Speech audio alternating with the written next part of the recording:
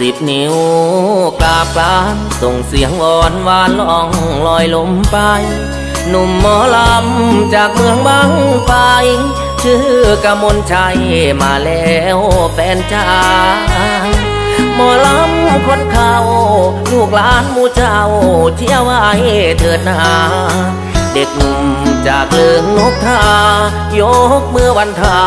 แฟนๆทุกคนหลายปีผ่านพ้นยังคงเวียนวนไม่หนีไปไหนเจ้าภาพศรัทธาที่ยังไว้ใจผมกมลชัยปลื้มใจสุดแสนก้าวเดินตามฝันร้องลำขับขานส่งเสียงตอบแทนน้ำใจเป็นยังหนาแน่นทั่วทุกเขตแคว้นให้ความเมตตา